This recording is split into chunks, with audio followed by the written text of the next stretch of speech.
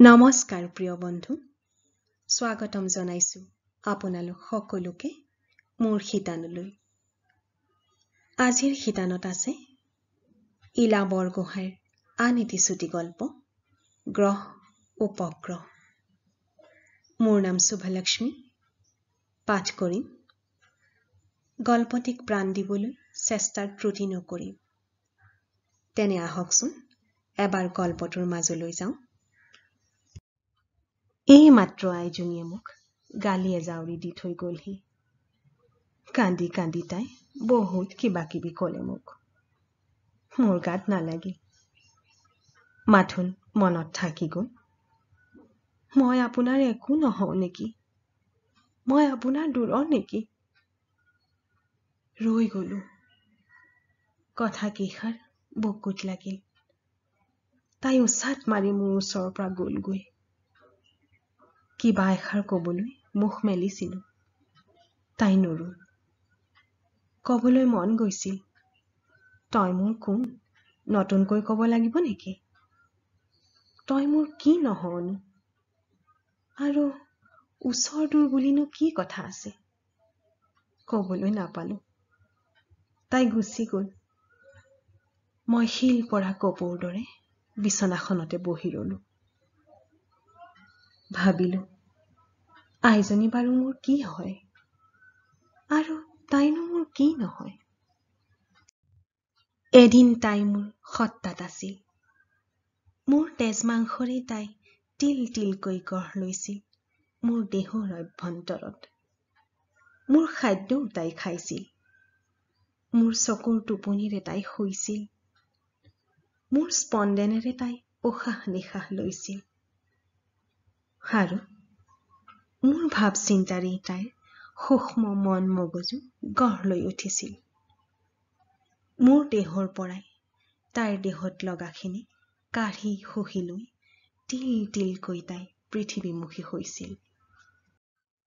আৰু এদিন মোৰ মৃত্যু যন্ত্ৰণাকো আওকাণ কৰি মোৰ দেহৰ জঠৰতা ফালি মোৰ ৰুধিৰেৰে গা ধুই তাই পৃথিৱীলৈ আহিল। আহিয়েই তাই ঘোষণা কৰিলে এক নতুন দিনলিপিৰ। নাৰী ছিদ হল। লগে লগে ছিদ হল মোৰ লগত থকা তাইৰ দেহৰ সম্পৰ্কৰ, মনৰ সম্পৰ্কও। তাই দাবী কৰিলে এক স্বাধীন স্বতন্ত্ৰ সত্তাৰ। তাইৰ সকলো বেলেগ হৈ আহিল। তাইৰ খোৱা লোৱা, তাইৰ প্ৰাকৃতিক কৰ্ম সকলোতে স্বতন্ত্ৰতা ঘোষণা কৰি তাই আগবাঢ়িল এক বেলেগ সৌৰজগতৰ ফালে। তাই এতিয়া প্ৰকৃতিৰ কন্যা। তাইৰ চাৰিওফালৰ প্ৰকৃতি, পৰিৱেশ, পাৰিপাৰ্শ্বিকতাই তাইক পূৰ্ণৰূপে গঢ়ি তুলিলে এক সুকীয়া সত্তা কৰি। দিনে দিনে তাইৰ মোৰ পৰা আঁতৰি গ'ল, মনেৰে ভাবেৰে। আৰু এদিন পূৰ্ণতাৰ সন্ধানত তাই কায়িকভাৱেও আঁতৰি গ'ল মোৰ পৰা তাইৰ নিজৰ সৌৰজগতলৈ। মই কি হৈ ৰলো তাইৰ বাবে? মই তাইৰ বাবে হৈ ৰলো এটা দূৰণীয়া গ্ৰহ। গ্ৰহ নে উপগ্ৰহ? মধ্যাকৰ্ষণ আছেনে আমাৰ মাজত? হয়তো আছে। নহলেনো আজি এমাহ জুৰি মই আহি থাকোহিনে তাইৰ সংসাৰত? তাইৰ মৰমে, নাতিৰ মৰমে মোক নাটানিলে মই বাৰু আহিব পাৰিলোহেঁতেন নে? কিন্তু ময়োতো এটা সুকীয়া গ্ৰহ। মোৰ সৌৰ আছে। গতিকে সেই আকৰ্ষণে মোকো টানি আনে। তাই সুধিছিল, ঘৰতনো আপোনাৰ কি আছে মা? যাওঁ যাওঁ কৰি থাকে কিয়? থাককচোন আৰু দুদিনমান। তাইৰ কথাত মই একোকে নামাতো। সৰুতেই পঢ়িছিলো বাঙালী কবিতা এটি। তাৰে এফাকি মনলৈ আহে বাৰে বাৰে। চিৰজীৱনেৰ সুখ বন্ধন সেই গৃহ মাঝে টানে। ঘৰ মানুহৰ সুখৰ বন্ধন। কেৱল সুখৰেই বন্ধন নে? দুখৰ স্মৃতি তাত নাইনে? দুখেও মানুহৰ আত্মাক বান্ধিব নোৱাৰেনে? কত দুখৰ চকুলোৰে মোৰ ঘৰৰ মজিয়া সেমেকাই ৰাখিছে। সিহঁতক লৈয়ে মোৰ কত হাঁহি, কত কান্দোন, আনন্দ, বিষাদ নিহিত হৈ আছে সেই ঘৰৰ মজিয়াখনত। সেইখন বাৰীৰ চৌহদত মোৰ যৌৱনৰ, মোৰ যুগ্ম জীৱনৰ কত মধুৰতা সনা আছে তাত। সুধিছ ঘৰতনো আপোনাৰ কি আছে? তহঁতে কলেই হল নে? গাটো ভাল লগা নাই বুলি কৈছিলো সিহঁতক। আচলতে গাটোৰ কোনো অসুখ হোৱা নাছিল, মনটোহে বৰ অসুখীয়া হৈ পৰিছিল। তাই কৈছিল, শুই থাকক মা, অকণমান টোপনি মাৰি ললেই ভাল লাগিব। বিছনাত বাগৰ মাৰিলো। টোপনি নাহে দেখোন। ছটফট কৰি উঠিল মনটোৱে। সেই চিৰজীৱনৰ সুখ বন্ধনে মাতিছে মোক। মোৰ ঘৰৰ মজিয়াখন, মোৰ পাছে পাছে লাগি ফুৰা মেকুৰীজনী, তাইক বা সিহঁতে খাবলৈ দিছেনে নাই? খাবলৈ নাপাই কৰবালৈ গুচিয়ে গৈছেগৈ নেকি? হাঁহকেইটা, মই নিদিলে সিহঁতে হাঁহকেইটাক দানা মুঠিও নিদিয়ে। তাতকৈ চাগে ঘূৰি ফুৰিছে। মোক মাতিছে সিহঁতে। বগী গাইজনী, তাই গাভিনী হৈছিল। এইবাৰ কি পোৱালি দিয়ে বা? মতা নে মাইকী? আই ঐ দেহি, মই নাথাকিলে তাইক কোনে বা দানা সিজাই খুৱাব? বলদহাল বিক্ৰী কৰি দিলো। খেতি কৰোতা মানুহ নাই। ঘৰৰ মাটি আধি লৈ দিছো। আধি খেতিৰ ধান কিমান যে ঠগে। নিজে তদাৰক নকৰিলে ভাল ধান পোৱা নাযায়। কোনডোখৰ মাটিত কি ধান দিব লাগে সিহঁতে জানে জানো? বকুল বৰা, মাগুৰী, কণজহা ধানৰ ঠাইত বোলে সিহঁতে এইবাৰ কিবা নতুন ধানৰ কঠীয়া ৰুব। মোক নুসুধাকৈয়ে মই মৰিলো নেকি? ঘৰৰ কেইটাৰ খবৰেই নাই। বোৱাৰীজনীয়ে খেতিৰ কোনো মূলেই বুজি নাপায়, ধানেই চিনি নাপায়। বাৰীখনৰ বা কি অৱস্থা হৈছে? আম, লিচু, বগৰী, মধুৰী, নাচপতিবোৰৰ চাগে কি আলাই আথানি। চোৰে খাইছে চাগে। মই সেইবোৰ পাৰি বুটলি সকলোকে বিলাম। ওচৰৰ ল'ৰা ছোৱালীহঁতক দিম। কাটি ধুই পখালি খোৱাৰ উপযোগী কৰি থালত সজাই দিলেহে ঘৰৰ কেইটাই খাব। মোৰ ঘৰৰ নাতিকেইটাক আকৌ মাক বাপেকে বজাৰৰ পৰা আপেল, আঙুৰ, আখৰোট এইবোৰ কিনি আনি খুৱাই। আচাৰো কিনি আনে। মই ঘৰৰ আম কেইজোপাৰ পৰা আচাৰ, জাম, জেলি তৈয়াৰ কৰোঁ। আচাৰৰ বটল একোটা কাৰোবাক দিবলৈ পালে আনন্দ পাওঁ।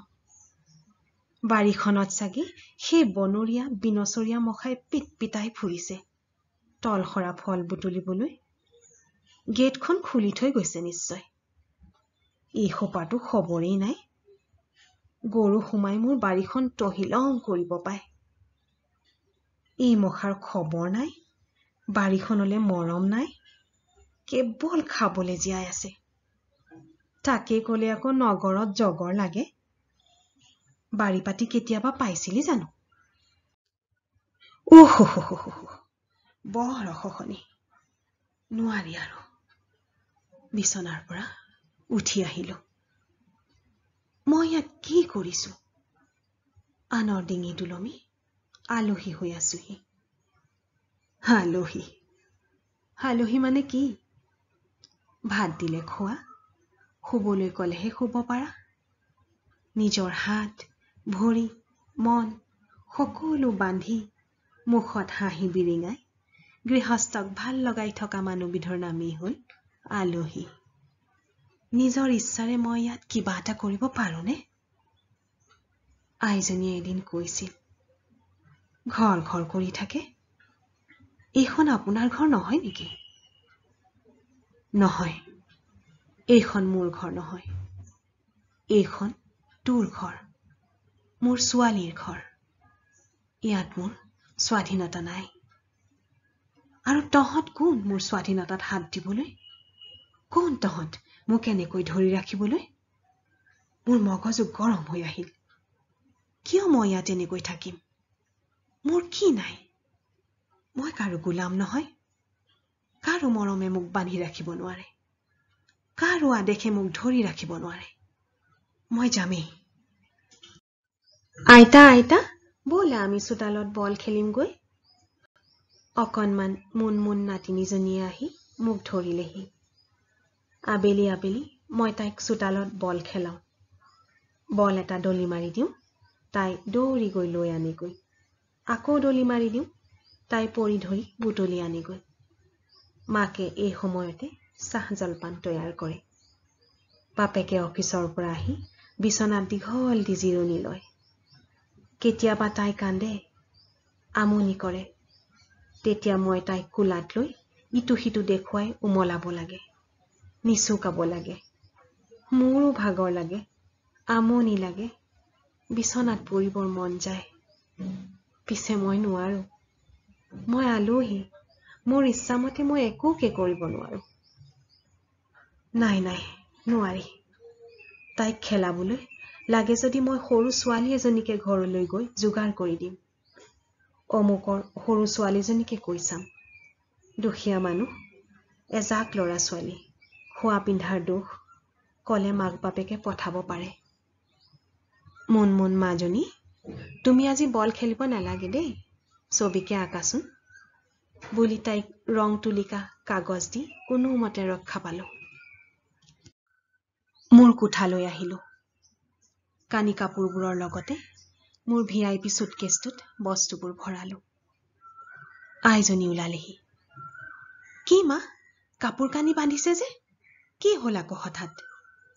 তাই আচৰিত হৈ সুধিলে। মই কাইলৈ ৰাতিপুৱাৰ বাছতে যাওঁগৈ বুলিছো। আজি ৰাতিয়েই গলোহেঁতেন। পিছে নাইট চুপাৰত যাবলৈ অকলে বেয়া। সেইবাবে কাইলৈ পুৱাৰ প্ৰথম বাছখনতেই যামগৈ। টিকেট এটা বুক কৰি আহিবলৈ মণিক কবি। আইজনী হতভম্ব। হঠাৎ আপোনাৰ কি হ'ল মা?